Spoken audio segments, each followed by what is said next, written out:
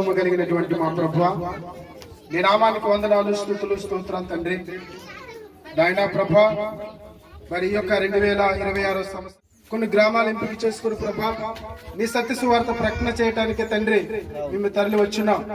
మొదటిగా నాయన ఈ గోండ్రింగ్ పాడులో ప్రభా ప్రారంభించినటువంటి ఈ యొక్క సువార్త దాని మినిమం ఒక 5-6 గ్రామాలు ప్రభా సువార్త చేయడానికి నీ సహాయం అనుగ్రహించండి. దినం ప్రభా, ఈ సువార్త ద్వారా ప్రభు నువ్వు నిజమైనటువంటి దేవుడు అని, నిజమైనటువంటి రక్షకుడు అని, నీ ద్వారా మోక్షం ఉందని, నీ ద్వారా పాప క్షమాపణ ఉన్నదని ప్రతి ఒక్కరు కూడా నేను తెలుసుకొని నిలువైనటువంటి మార్గంలోనికి రావడానికి నీ సహాయం అనుగ్రహించని ప్రార్థిస్తాం.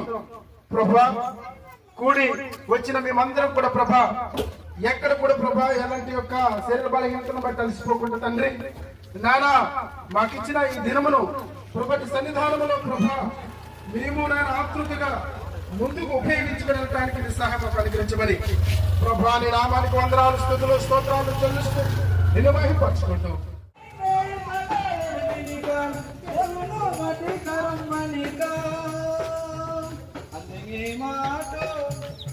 నా కోసము తనను తాను చేసినాడు సిలువ యాగము.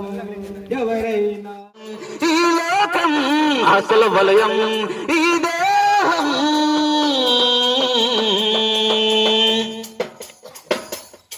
అనుసంధాలతో అందరినీ ఆకట్టి ఆస్తిపాస్తులంతో సమకూరుస్తుంది.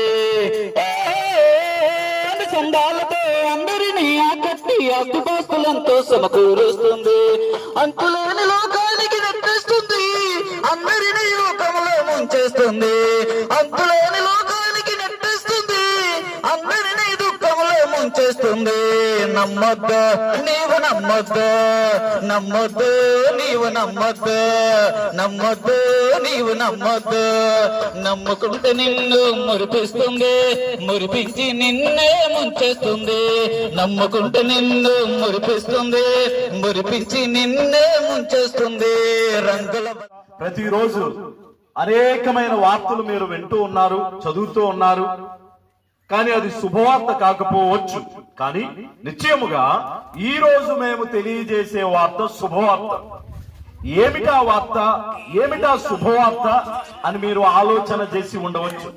మేము తెలియజేసే వార్త ఆనందాన్ని, సంతోషాన్ని ఇచ్చే వార్త. మేమిప్పుడు తెలియజేస్తున్న వార్త నిత్య జీవానికి తీసుకుని వెళ్లే వార్త. మేము ఈ రోజు తెలియజేస్తున్న ఈ వార్త నిత్య నరకాగ్ని గుండాన్ని తప్పించే వార్త. ఏమిటండి ఆ వార్త అన్న ఆలోచన మీకు రావచ్చు. ఏమిటంటే సాక్షాత్తు ప్రభు అయిన యేసు క్రీస్తు వారి వార్తే. నిజమేనండి, ప్రభు అయిన యేసు క్రీస్తు వారి వార్తే శుభవార్త.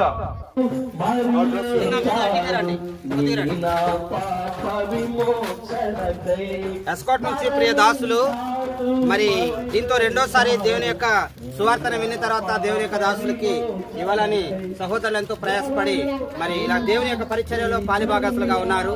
మరి ఆయన చేస్తున్న వ్యాపారాన్ని, తన కుటుంబాన్ని దేవుడు దీవించును గాక. Okay sir, thank you.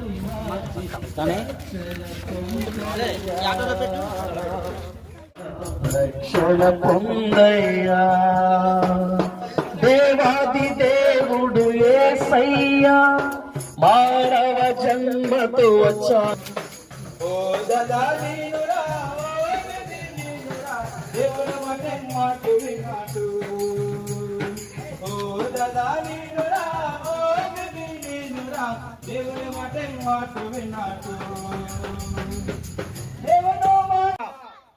నేడే అనుకూల సమయము, ఇప్పుడే మీకు అనుకూల సమయం. ఇదే రక్షణ దినం కాబట్టి ప్రేమైన వాళ్ళని గమనించండి. ఎవరి వలన రక్షణ కలగదు, ఈ నామముననే అనగా ప్రభు అయిన యేసుక్రీస్తు నామం వల్లనే మనకు రక్షణ, మీకు రక్షణ, సర్వలోకములో ఉన్న ప్రజలందరికీ రక్షణ.